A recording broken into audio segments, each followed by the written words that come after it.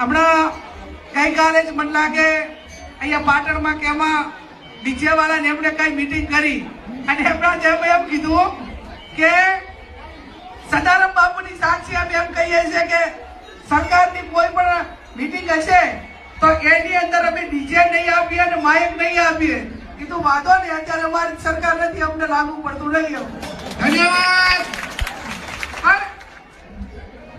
જ્યારે આપણે પરંપરાગત રીતે ઢોલ વગાડતા, શરણાઈ વગાડતા, નાસિક ઢોલ વગાડતા, આ પ્રમાણે જ આપણે લગ્નની અંદર વ્યવસ્થા હતી ને આજથી 20 વર્ષ પહેલા.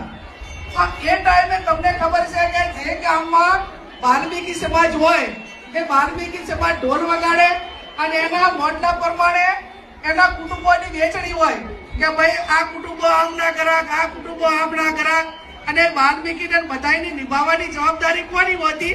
આપણા ગામ જે તે ગામની. એ પછી પ્રસંગો બાદ એને નાના મોટી મદદ કરે. તો આ ડીજે આયા એ ટાઈમે કોઈ વાલ્મીકી સમાજે, શરણાઈ વાળે કે નાસિક ઢોલ વાળે તો કોઈએ વિરોધ ના કર્યો કે અમારી રોજગારી છીનવાઈ જશે. હકીકતમાં તો એ તો પૂરા હકદાર હતા.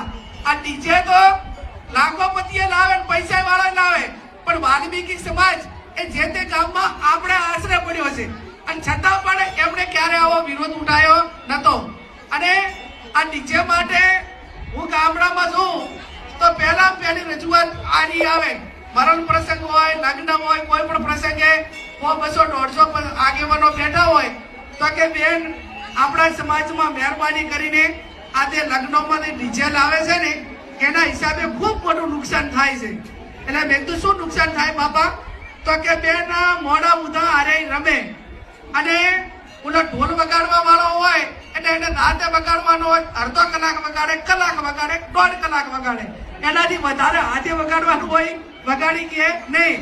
અને ડીજે ને તમે જેટલી વાર એનું પેટ્રોલ કે ડીઝલ ભરાવો તો 10 કલાક ખલાઈ વગાડવું હોય તો વાગે કે ના વાગે? એટલે ઉડાથી થાકે ઈરાય નીકળે, વળે બીજા રમવા હોય, વળે તીધા હોય. એટલે ત્યાં પશુ પક્ષી હોય, ઢોરા હોય, પાડોશી હોય, અભ્યાસ કરતા વિદ્યાર્થીઓ હોય, આ બધા ઉપર અસર પડે કે ના પડે? તમે બાજુમાં ડીજે વાળો નીકળે તો આખું મકાન થતરે. એટલું એનું વાઇબ્રેશન પેલું થાય, એનું વોઇસ ધમનીના હિસાબે.